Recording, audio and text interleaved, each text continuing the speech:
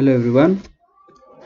आज चाहिँ हामी क्लास 12 को फिजिक्सको फर्स्ट युनिट वेव्स एन्ड अप्टिक्सको chapter waves in pipes and strings को resonance air column tube measurement of velocity of sound यो एक्सपेरिमेन्ट हेर्न गइरहेछौँ। सो तपाईहरुले यसको प्र्याक्टिकल पनि गर्नुहुन्छ हैन। 12 क्लासमा रेजोनेन्स एयर कलम ट्युब सायद हाम्रो पालामा चाहिँ हामीले first एक्सपेरिमेन्टै resonance air column tube experiment गराएको थियौँ होला। हाम्रो ग्रुपले चाहिँ सायद रेजोनेन्स एयर कलम ट्युबकै एक्सपेरिमेन्ट गराएको थियो होला। यो रमाइलो एक्सपेरिमेन्ट छ हैन। सो एकचोटि यहाँ पनि हेरौँ, थ्योरिटिकलमा पनि सोधिरहेको हुन्छ र प्र्याक्टिकल एक्जामहरुमा पनि सोधिरहेको हुन्छ। सो यसको यहाँनिर मैले एउटा डायग्राम सेटअप गरेको छु। तपाईलाई सायद उता पछि प्र्याक्टिकल गर्दा नि हेल्प हुन्छ र थ्योरिटिकल पनि हेल्प हुन्छ। सो त्यो डायग्राम जुन तपाईले एक्सपेरिमेन्ट गर्नुहुन्छ त्यो एक्सपेरिमेन्ट चाहिँ तपाईले दिमागमा याद गर्न जरुरी छ है। सो एक्सपेरिमेन्ट सुरुमा अपार्टसहरुको बारेमा अलिअलि डिस्कस गरौँ। के छ त यहाँ अपार्टसहरु म पोइन्टमा लेखिदिन्छु। सो अपार्टसहरु भनेको के छ भने पहिलो हाम्रो एउटा 1 मिटर लङ ग्लास ट्युब छ है। 1 मिटर लङ ग्लास ट्युब छ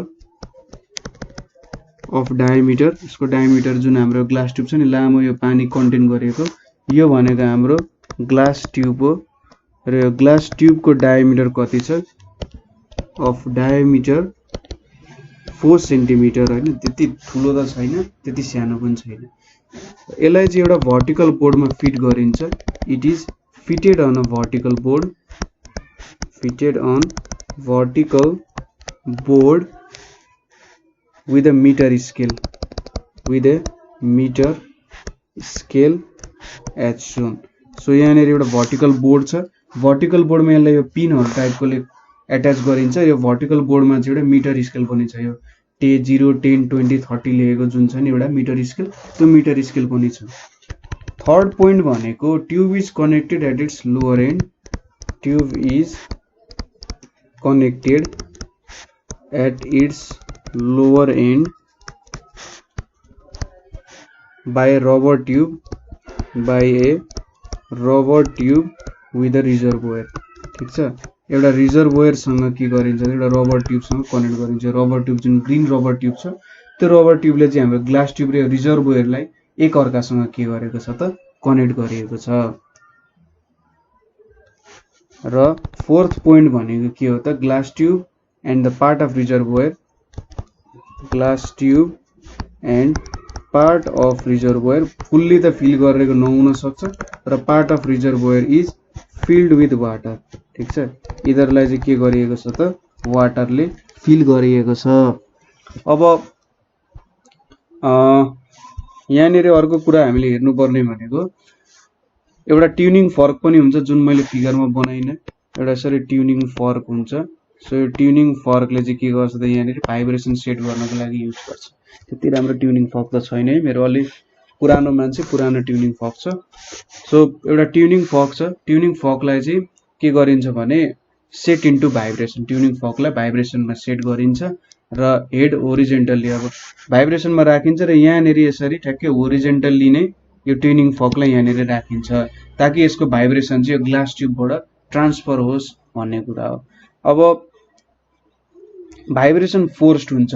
भाइब्रेसन फोर्स्ड भएको कारण के हुन्छ त सुरुमा यहाँनिर सानो सुनिन्छ। हामी ठ्याक्कै ट्युनिङ फर्कमा हान्छौँ र यो ग्लास ट्युबको नजिकै राख्छौँ हैन। र बिस्तारै के हुन्छ त त्यो भाइब्रेसन आउँछ तर एकदम सानो इन्टेन्सिटीको भाइब्रेसन आउँछ। बिस्तारै के गर्छौँ भन्दा हामी एडजस्ट गर्छौँ, वाटर लेभललाई एडजस्ट गर्दै जान्छौँ। वाटर लेभललाई एडजस्ट गर्दै गर्दै गर्दै जाँदाखेरि के हुन्छ भने हामीले एकदमै धेरै हाई इन्टेन्सिटीको भ्यालु भेट्छौँ। सो हामीले के लेख्नु पर्यो first of all intensity of vibration is low, intensity of vibration is low as vibration is forced। Tuning fork द्वारा गरिएको भाइब्रेसन हो as vibration is forced vibration हो। अब के गरिन्छ the water level is adjusted, the water level is so adjusted that loud sound is heard। ठीक छ। Loud sound here गर्ने गरी हामीले के गर्छौं त यो भाइब्रेसनले त्यसरी सेट गर्न खोजिरहेका हुन्छौं। अब यसको मतलब हामीले के बुझ्नु पर्यो भने जब यहाँनिर चाहिँ एकदमै लाउड भाइब्रेसन आउँछ नि, त्यहाँनिर के भयो भनेर बुझ्नु पर्यो, रेजोनेन्स भयो भनेर बुझ्नु पर्यो। रेजोनेन्स हुनुको मतलब के हो त, जति फ्रिक्वेन्सीले यो ट्युनिङ फर्क भाइब्रेट गरिरहेछ, यहाँनिर हाम्रो जुन यो बिकर भाइब्रेट भयो नि, यिनीहरू चाहिँ सेम फ्रिक्वेन्सीको छन् त्यो बेलामा भनेर हामीले बुझ्न सकिन्छ है। र हामीले के गर्यौँ त, त्यहाँनिरको एयर जुन हुन्छ, एयरलाई रेजोनेन्स आयो अथवा एयर चाहिँ एकदमै धेरै भाइब्रेट भयो भनेर बुझ्न सकिन्छ। सो अब यहाँनिर के हुन्छ त, मैले एयर भने, सो ट्युनिङ फर्कले के गर्छ त, भाइब्रेसन दिन्छ र त्यहाँको एयर चाहिँ के हुन्छ त, भाइब्रेट हुन्छ। र भाइब्रेसन जब बढ्दै बढ्दै जान्छ, त्यहाँनिर वाटर लेभललाई पनि त्यही अनुसार एडजस्ट गरिन्छ ताकि त्यहाँनिर रेजोनेन्स आइपुग्योस्। अब सपोज हाम्रो यो एउटा क्लोज्ड पाइप हो हैन, यहाँनिर वाटर रहेको छ र माथि एउटा एन्ड ओपन छ, मुनि एउटा एन्ड क्लोज छ। सो यो के भयो त, हाम्रो क्लोज्ड एन्ड भाइब्रेसन अथवा क्लोज्ड पाइप भयो।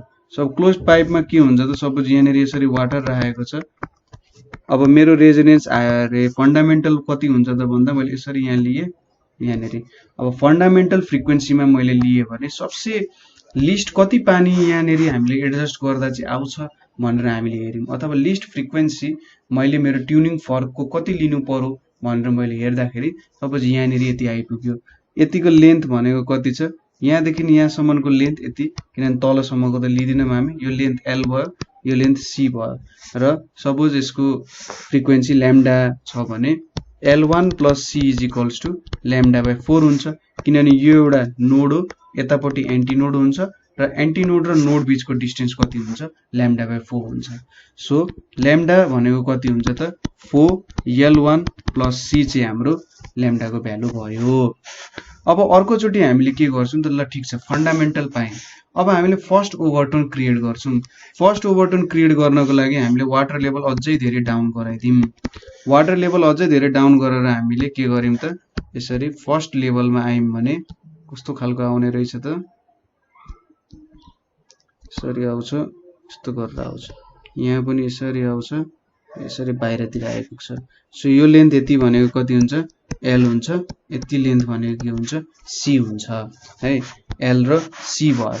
अब यहाँदेखि यहाँ भनेको कति हुन्छ त, λ/2 हुन्छ र यहाँदेखि यहाँ भनेको के हुन्छ, λ/4 हुन्छ। सो यो लेन्थ भनेको L2 हुन्छ नि, यो लेन्थ भन्दा धेरै हुन्छ, किनभने हामीले सेकेन्ड ओभरटोन ल्याउनु पर्यो भने त लेन्थ त धेरै चाहियो नि हामीले अलिकति। सो यसको लागि मैले के गरेँ, L2 plus C is equals to के हुन्छ त, 3λ1/4 हुन्छ यहाँनिर, ठिक छ, ल्याम्डा पनि चेन्ज भयो। अब λ1 को भ्यालु कति भयो त, 4L2 प्लस c/3 भनेको λ1 आयो, यो भनेको 1 भयो, यो भनेको 2 भयो। अब यहाँनिर हामीले के गर्छौँ, बुझिराख्नु भएको छ होला है। अब इक्वेसन 2 लाई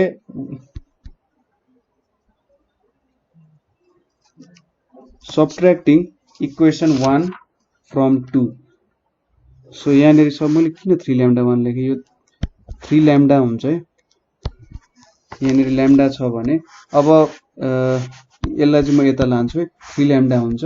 सो सबट्र्याक्टिङ इक्वेसन 1 फ्रम 2 गरे भने के हुन्छ त, 1 बाट 2 ले सबट्र्याक्ट गरे भने 2λ is equals to 4L2 minus L1 आउँछ यहाँनिर, ठिक छ, यति आयो। अथवा ल्याम्डा भनेको कति आयो, 2L2 माइनस L1 आयो। यसरी हामीले के गर्न सक्यौँ त, ल्याम्डा क्याल्कुलेट गर्न सक्यौँ। र भेलोसिटी भनेको कति हुन्छ, फ्रिक्वेन्सी इन्टु ल्याम्डा हुन्छ, और is equals to 2FL2 minus L1। Frequency हामीलाई ट्युनिङ फर्कबाट थाहा भइहाल्यो, कति रेजोनेन्सले हामीले फ्रिक्वेन्सी दिएको छ भन्ने कुरा त हामीले ट्युनिङ फर्कबाट थाहा पाइहाल्यौँ। र यो L2 र L1 हामीले कहाँबाट क्याल्कुलेट गर्न सक्छौँ, हेर्नु त, यहाँनिर जुन लेन्थ दिएको छ नि, अब यहाँनिरको लेन्थ जति हुन्छ ठ्याक्कै त्यो लेन्थ मेजर गरेर हामीले लेन्थहरू पनि भेट्न सक्छौँ। कति लेभलमा छ वाटर भनेर त भेट्नु हो नि हैन कुरा। सो यहाँबाट लेन्थ पनि भेट्न सक्यौँ, दुईटा L2 र L1 भेटिसक्यौँ। L2 र L1 भेटिसकेपछि त जे होस् हामीले फ्रिक्वेन्सी पनि भेट्यौँ, लेन्थ पनि भेट्यौँ, सो भेलोसिटी पनि क्याल्कुलेट गर्न सक्यौँ। अब यतिले हामीले के भेट्यौँ त भन्दा भेलोसिटीहरू भेट्यौँ। अब अर्को मेथडमा के गरिन्छ त भन्दा, दुईटा डिफ्रेन्ट फ्रिक्वेन्सीजहरू लिन्छ र फर्स्ट रेजोनेटिङ लेन्थ चाहिँ L1 चाहिँ डिटरमाइन गरिन्छ। जस्तै L1 प्लस C हाम्रो जुन फन्डामेन्टल फ्रिक्वेन्सीमा छ त्यो भनेको λ/4 हुन्छ। अब लैम्डाको भ्यालु भनेको v is equals to frequency into lambda हो भने लैम्डाको भ्यालु भनेको चाहिँ v/f लेख्न सकिन्छ। सो यो भनेको यो चाहिँ अल्टरनेटिभ मेथड हो है। अल्टरनेटिभ मेथडमा चाहिँ दुईटा फ्रिक्वेन्सी क्याल्कुलेट गरेर गरिन्छ। सो यहाँनिर v/4f आयो, बुझ्नुभयो। र L1 भनेको के भयो, v/4f माइनस c भयो। सो यसरी हामीले क्याल्कुलेट गर्न सक्यौं। के क्याल्कुलेट गर्छौं त अब हेर्नु, L1 भनेको v/4 इन्टु 1/f माइनस c भयो। सो यो इक्वेसन त y is equals to mx plus c सँग कम्पेयर गर्न पाइयो। m भनेको त स्लोप भनेको कति रहेछ त v/4 हाम्रो स्लोप रहेछ। इन्टरसेप्ट भनेको c भनेको माइनस c आउने रहेछ। सो यो इन्टरसेप्टले के दिन्छ त हेर्नु त, हाम्रो कर्व कस्तो आयो भने यसरी आउँछ। यहाँनेरि 1/f यतातिर v भयो भने हाम्रो यसरी यहाँनेरि आउँछ र नेगेटिभ साइडतिर आइपुग्यो है। यसरी नेगेटिभ साइडतिर आइपुग्छ र यो भ्यालुले चाहिँ मलाई के दिन्छ त, यतापट्टिको भ्यालुले मलाई, यो भ्यालुले मलाई के दिन्छ त भन्दा मेरो एन्ड करेक्सनको भ्यालु दिने भयो नेगेटिभ साइडतिर है। यो नेगेटिभ साइडतिरकोले मलाई एन्ड करेक्सनको भ्यालु दिने भयो। मैले उल्टो चाहिँ लेखेको छु, त्यही भएर किन मिल्दैन भन्छ, यतापट्टि v यतापट्टि 1/f है। v र 1/f मैले युज गरेर गरे। त्यसै गरी y एक्स इन्टरसेप्टै त लिनु पर्यो। यतापट्टि इक्वेसन चाहिँ कस्तो हुने रहेछ भन्दा हाम्रो x is equals to my plus c को फर्ममा लिए पनि सायदै फरक पर्ने कुरा हुन्छ, त्यो फरक परेन। जे होस् यस्तो खालको इक्वेसन आउँछ र यहाँनेरि चाहिँ c को भ्यालु रिप्रेजेन्ट गर्छ यसले। बुझ्नु भएन भने चाहिँ मलाई सोध्नु के भइरहेछ। सो यहाँबाट हामीले यो इक्वेसनबाट पनि के भेट्न सक्छौं त भन्दा हाम्रो कतिमा रेजोनेन्स हुँदो रहेछ भन्ने कुराहरू भेट्न सक्ने रहेछौं। अब अघि हामीले अघिल्लो भिडियोमा चाहिँ हामीले एउटा इक्वेसन डेराइभ गरेका थियौं कि जस्तै हामीलाई के थाहा छ, v0 भनेको डाइरेक्टली प्रोपोर्सनल टु t0 हुन्छ हैन। t0 भनेको चाहिँ के लेख्न सकिन्छ त भन्दा 0 डिग्री हो, यो 0 डिग्री सेल्सियस हो। अब यसलाई केल्भिनमा कन्भर्ट गऱ्यो भने 273 केल्भिन हुन्छ है। सो ठीक छ, एकछिनमा लेखौँला यो कुरा। अनि त्यसै गरी हाम्रो v थीटा भनेको के हुन्छ, directly proportional to t theta. So v theta by v naught भनेको के हुन्छ त is equals to t theta by t naught हुन्छ। यहाँनेरि थीटा प्लस 273 आउँछ, यतापट्टि 273 आउँछ। यो भनेको कति आउँछ त 1 प्लस थीटा बाइ 273 भनेर आउँछ। सो v थीटा भनेको के हुने भयो, v0 1 प्लस थीटा बाइ 273 आइपुग्यो। सो यति भ्यालु मैले भेटे v थीटाको। अब एन्ड करेक्सन अफ ह्युमिडिटी भनेको चाहिँ कसरी क्याल्कुलेट गर्ने, सपोज ह्युमिडिटी प्रेजेन्ट छ भने v थीटा भनेको v p minus 0.375 into f by p ले into p divided by 1 plus theta by 273। यसले हामीले के क्याल्कुलेट गर्छौं त भन्दा सपोज ह्युमिडिटी छ भने त्यो बेलामा यो फर्मुलाले क्याल्कुलेट गर्छौं है। यसरी क्याल्कुलेट गर्न सक्छौं। अब यो फर्मुला तपाईले सायदै युज गर्नुहुन्छ होला, तपाईले इन्ट्रान्स एक्जामहरुमा चाहिँ सोध्न सक्छ, तर तपाईले चाहिँ यो ठाउँमा चाहिँ युज गर्नु हुँदैन है। सो यो फर्मुला बुझ्नु भयो होला, बुझ्नु भएन भने सोध्नु होला। यसको डेरिभेसन चाहिँ म तपाईहरुलाई खोजेर दिन सक्छु यसको बारेमा। सो हामीले यहाँनेरि रेजोनेन्स ट्युब एक्सपेरिमेन्ट गर्यौं। एकचोटी रेजोनेन्स ट्युब एक्सपेरिमेन्टमा के हुँदो रहेछ फेरि हेरौं। एउटा हामीसँग ग्लास ट्युब छ, यो ग्लास ट्युब चाहिँ एउटा होरिजोन्टल जस एउटा वालमा राखिन्छ, होरिजोन्टल वालमा यसलाई सेट गरिन्छ र योसँग एउटा के हुन्छ त रबरले चाहिँ एउटा रिजर्भोयरसँग कनेक्ट गरिन्छ ताकि यहाँको वाटर लेभल नाप्न सकियोस् र यो ट्युबले एकअर्कालाई कनेक्ट गरिन्छ। यहाँको जुन यो रिजर्भोयर छ, यो रिजर्भोयरको पानी घट्यो भने यो ट्युबद्वारा यता जान्छ, माथि गयो भनेर बुझिन्छ हैन, र यो बढ्यो भने यताबाट पानी आउँछ र जस घट्यो भनेर यसको लम्बाइ लिन सकिन्छ। यो दुईटा चाहिँ इक्वल लेन्थमा हुन्छन् भन्ने कुरा पनि हामीले याद गर्नुपर्छ। मैले अलिकति बनाइन, तर यसको माथिको लेभल र यसको माथिको लेभल एउटै सेम लेभलमा हुन्छ, त्यो कुरा बुझ्नुपर्छ। सो अब ट्युनिङ फर्कले के गरिन्छ भने यहाँनेरि फ्रिक्वेन्सी दिँदै गरिन्छ र एउटा यस्तो फ्रिक्वेन्सी आउँछ कि जहाँनेरि यो एकदमै धेरै हाई इन्टेन्सिटीले भाइब्रेसन हुन्छ। त्यहाँबाट हामीले के थाहा हुन्छ भने नेचुरल भाइब्रेसन र यो ट्युनिङ फर्कको भाइब्रेसन इक्वल हुन्छ र त्यो रेजोनेन्स हो र त्यो लेन्थ हामीले सेट थाहा पाउँछौँ कि सपोज L1 लेन्थमा हो भनेर। अब एन्ड करेक्सनको लागि त्यो भनेको हामीले फन्डामेन्टल फ्रिक्वेन्सी सपोज गऱ्यौँ भने L1 + C = λ/4 हुन्छ। ल्याम्डा भनेको के हुन्छ 4L1 + C भयो। यसलाई मैले इक्वेसन 1 लेखेँ। त्यसै गरी अर्को दोस्रो लेन्थ L2 हो भने L2 + C मा मैले फर्स्ट ओभरटोन भेटेँ 3λ/4। सो 3λ = 4L2 + C गरेँ मैले। सब्ट्र्याक्टिङ इक्वेसन 1 र 2 गरेर ल्याम्डाको भ्यालु भेटेँ र भेलोसिटीको भ्यालु भेटेँ यसरी। सो यसरी चाहिँ मैले मेरो रेजोनेन्स ट्युब एक्सपेरिमेन्ट सेटअप गरेको थिएँ र यसरी मैले रेजोनेन्स एक्सपेरिमेन्ट प्रुभ गरेँ अथवा फत्तै गरेँ यो काम। अब एक्सपेरिमेन्ट हेर्नु होला एकचोटि तपाईँले नि बुझ्नुहुन्छ मजाले, एक्सपेरिमेन्ट गरि पनि सक्नुभयो होला हैन, मजाले बुझ्नुभएको छ होला। यो सेटअपहरू मजाले एक्सपेरिमेन्ट लेखेर यो लेभलहरू चाहिँ सँगै मिलाउनु होला, नभए एक्जाममा यसले बुझाएको छैन भनेर पनि सोच्न सक्छ है।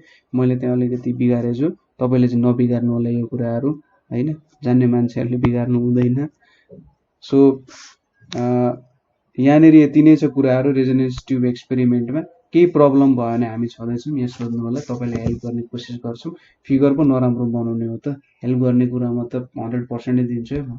सो केही हेल्प चाहियो भने तपाईँले 9849595895 मा कन्ट्याक्ट गर्न सक्नुहुन्छ, अथवा क्वेसन सोध्नु छ भने तपाईँले डिरेक्टली नेपाल अनलाइन स्कुल ग्रुपमा पनि आफ्नो कुराहरू राख्न सक्नुहुन्छ।